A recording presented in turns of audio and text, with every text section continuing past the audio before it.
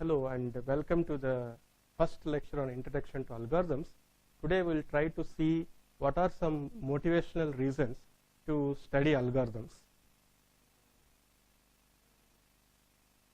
So one of the main reasons to understand how things work is to see what are the real world phenomena that we would like to study.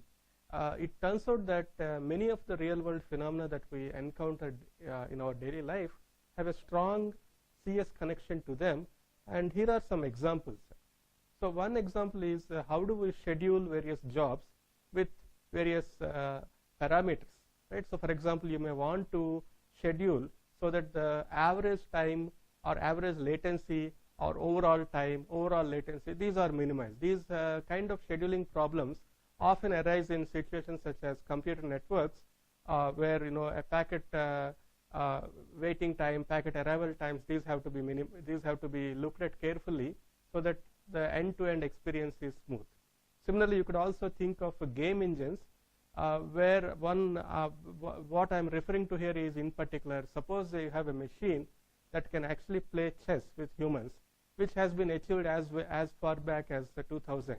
And it turns out that current generation game engines are really very competitive when playing with even top level human players. So what kind of algorithms are going on inside these game engines? How do they understand to play the game? How do they play the game?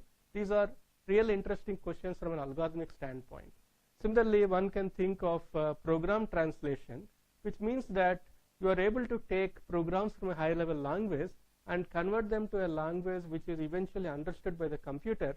In fact, if you recall, computers understand nothing but zeros and ones. So the high level language, a program in the high level language, has to be converted to a strings of zeros and ones eventually. Not only that, modern compilers can actually introduce several optimizations which a human eye could have easily overlooked, and these could mean a order of magnitude performance in some cases. So what kind of algorithms are really playing behind in these compilers that can not only translate from one language to the machine language, but also introduce various optimizations that improve the performance.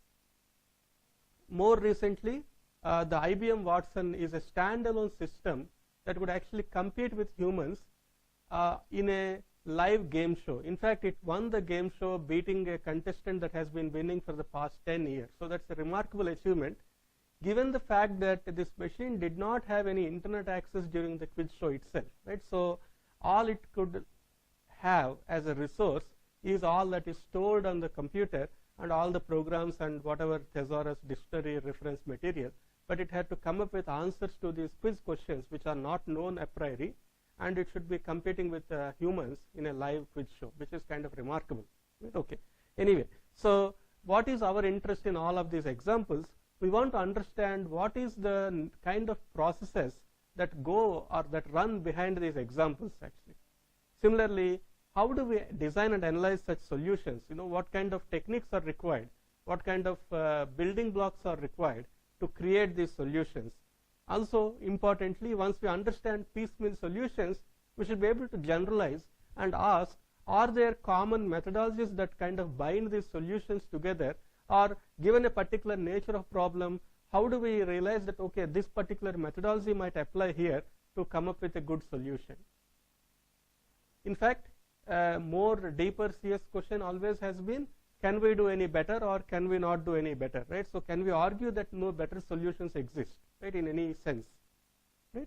And in a similar spirit, we could also want to understand things like, are there similar problems with respect to their difficulty to solve? So are there problems that are of the same difficulty to solve or that are of different difficulty to solve? How do we argue and how do we reason about these differences? Similarly, at a very, very abstract level, are there limits to what computers can do, right? So for example, can they solve every problem that we face today, or are there natural limitations that stop them from solving problems that are possibly solvable by human brains but not by computers? So how do we argue that such problems may exist or may not exist? So what do we know about that? So these are some early thoughts that we should be trying to figure out during the course of this lecture, right?